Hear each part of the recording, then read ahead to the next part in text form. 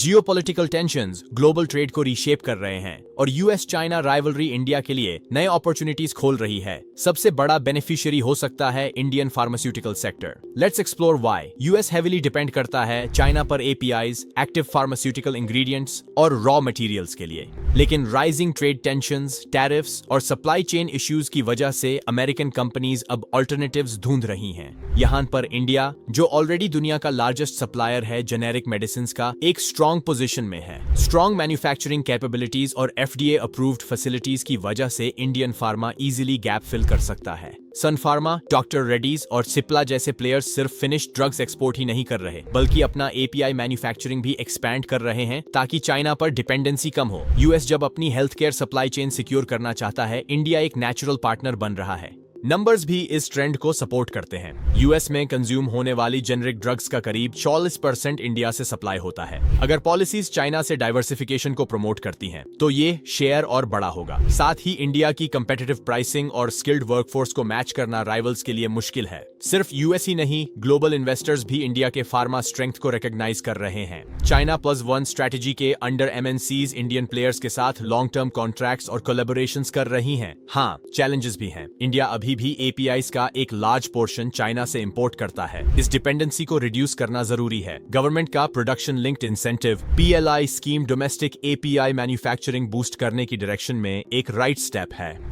Big tech away clear है। जैसे जैसे यूएस चाइना टेंशंस राइज करते हैं, Indian pharma industry global winner बनने की तरफ बढ़ रही है। एपीआईज और जेनेरिक्स दोनों मार्केट्स में इंडिया की रोल और स्ट्रांग होगी। इन्वेस्टर्स के लिए यह एक promising long term growth story बन सकती है।